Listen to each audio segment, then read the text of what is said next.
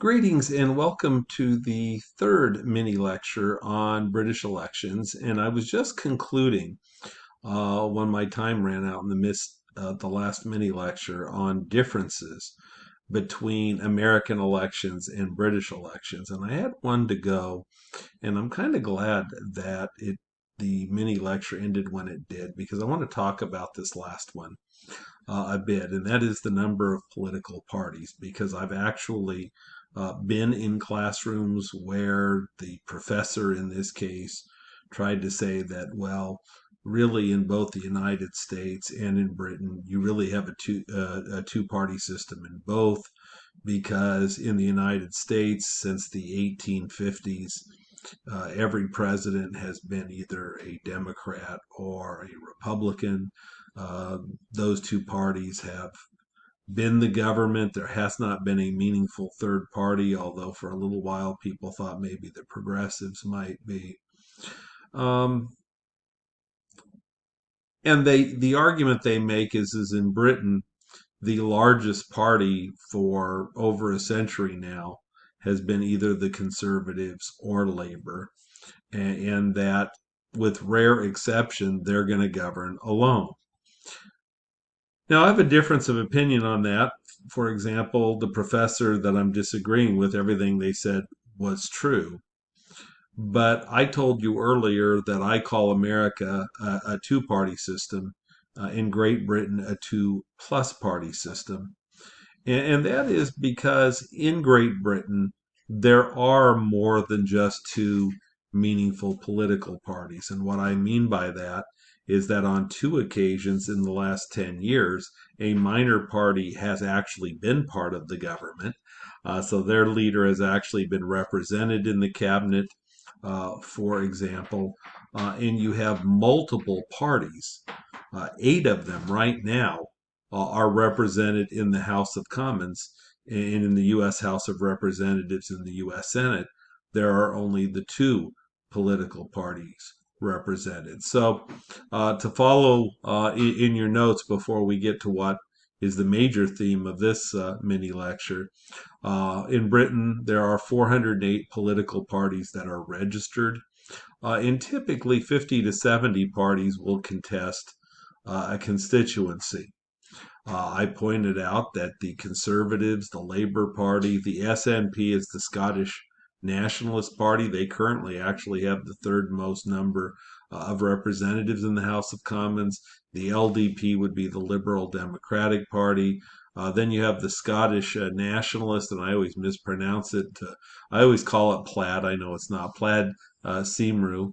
I just always refer to them as the Welsh Nationalist.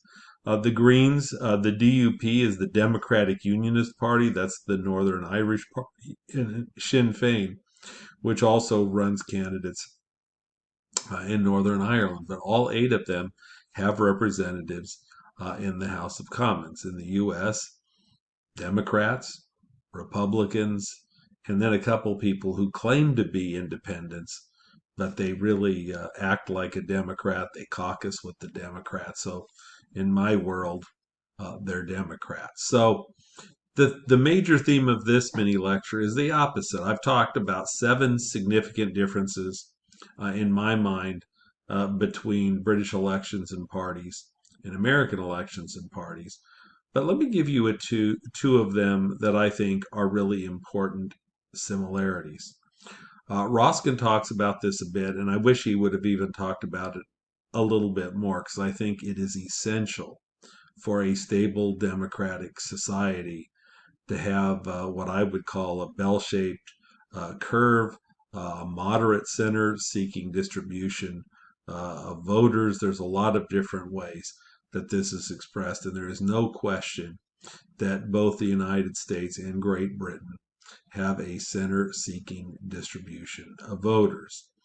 In both countries, in both Britain and in the United States, party leaders tend to be more ideologically polarized than the rank and file. That would be you and I, regular voters. And here's what I mean by being more ideologically polarized. On average, the average Democratic leader is more liberal than the average Democratic voter. And the average Republican leader in America is more conservative than the average Republican. So, in this particular case, there are more people in the center than the leaderships would have you believe. The Republican leaders would have you believe this is a conservative country. Democratic leaders would have you believe it's a liberal country. I would claim that the United States is actually a moderate country.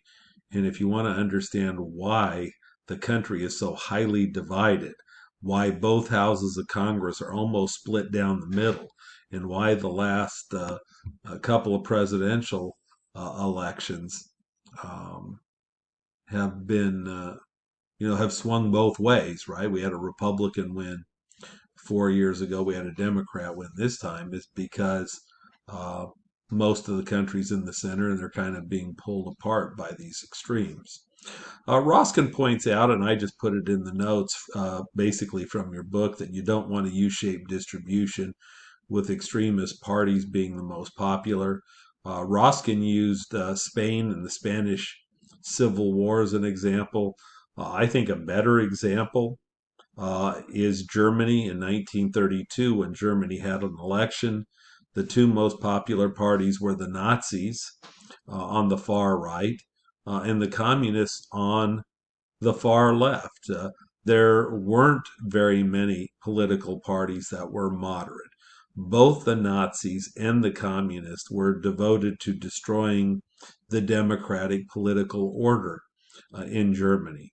In both Britain and in the United States, despite all the name calling, the major political parties are both invested in the system. They both believe in the system. They're both committed to democracy, although their values are a little bit different. Um, the one quibble I have here with Roskin, and I will bring this up again in a later lecture on France. Roskin calls Britain moderate, and one of the things you're going to notice is in all three of the countries we're going to talk about, in Britain, in France, in Germany, he calls them all moderate because essentially in a stable democratic society, that's where most people tend to be. But I think that masks some really important differences. For example, I would claim, and take a look and add up those numbers. You'll see a diagram with a self placement of British voters. In France, you'll see a self placement of French voters. With Germany, a self placement of German voters. But you'll notice in Britain, if you add up the numbers, the 1 through 9, so 1 through 3 is liberal, 4 through 6 is moderate, 7 through 9 is conservative. You'll notice in Britain that even though most of the voters are in the center, that 4, 5, 6 category, you'll notice that there are more voters 7, 8, 9, that is to say, conservative, than 1, 2, 3, liberal. When we get to France, and if you count those same 1, 2, 3 versus 7, 8, 9, we're going to discover that the French are moderate, but left leaning. And again, this notion of right and left is a little bit misleading because, for example, when Theresa May, who was the Prime Minister of Britain from the Conservative Party, her campaign manager was Jim Messina. And Jim Messina was Barack Obama's campaign manager. You see, again, I think I've said this before, but in Great Britain, Barack Obama would be seen as a moderate. In France, Barack Obama would be seen as a conservative, and yet in America, Barack Obama is seen as a liberal. So those placements are interesting. But don't be lazy. Add up those numbers in those boxes, and you'll discover that Britain and France are actually pretty different. The second is something I mentioned earlier, the single member plurality elections. I believe that the rules of the game really tell you what the country's interested in. The most significant feature of elections in both countries is they have these single member plurality elections. That is to say, the candidate who gets the most votes in a district wins, even if it's less than a majority.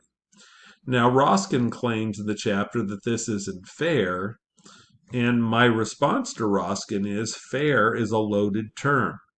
Instead, what you should look at is what are the rules of the game trying to achieve. In Britain and in the United States, the single member plurality system places a priority on order, a priority on stability, and in countries that place a priority on equality, they use proportional representation. And in proportional systems, a party wins legislative seats in direct proportion to the vote they attract. So if you have a strictly proportional system, if you get 10% of the vote, you get 10% of the seats. You get 20% of the vote, you get 20% of the seats, etc. It's more democratic. You don't have to win seats. You just have to have a certain percentage of the vote. And we will see this in Germany. In Germany, half of their seats are proportional, half are single member, but the proportional is more important because it determines the overall distribution of seats. So German elections place a little bit more emphasis on equality. There is a 5% threshold in Germany, which means that in Germany, you have to get at least 5% of the vote or you don't win seats, unless you actually win seats outright, which you're probably not going to do if you're not drawing 5% nationwide. So Germany places more of an emphasis on equity and equality, and the United States and Britain more of an emphasis on stability. France is a great example of maybe too much democracy. In the Third and Fourth Republics, which I'll talk about later, they use proportional systems. The beauty of proportional systems is you have a lot more equity and a lot more equality, but you lose stability. So, for example, in France, between 1946 and 1958, that's only 12 years, there were 26 or 27 governments in 12 years. Very democratic, but very unstable. Italy had a very extreme proportional system. Again, very democratic, emphasized equity. Voters were represented in terms of who they actually voted for, but it required sometimes 7, 8, 9 political parties to build a coalition. So governing was very unstable. Now, I just want to conclude with that diagram that I put in your notes to illustrate the impact of single member plurality elections in America. And then in the next mini lecture, I'll talk about Britain. But take a look at the presidential election of 1992 and take a look at the popular vote and the electoral vote. Bill Clinton, the Democrat, got 43% of the popular vote, a plurality, right? More than anyone else, but not a majority. A majority is over 50%. But he got a majority of the electoral votes. He got a huge majority, 370. George Bush Sr., or George H.W. Bush, the Republican, got 38% of the popular vote, and he got 168 electoral votes. But take a look at the third-party candidate, Ross Perot. Ross Perot was very popular. He got 19% of the vote, about 1 out of 5 voters, and take a look at his electoral vote total. 0. 0. Perot was popular in a lot of states, but was not the most popular anywhere, so he got 0 electoral votes. Now, in 1968, George Wallace only got 12% of the vote, but he got 46 electoral votes, and the reason was Wallace was actually the most popular candidate in 5 southern states. I'll come back and talk more about this in the next mini lecture.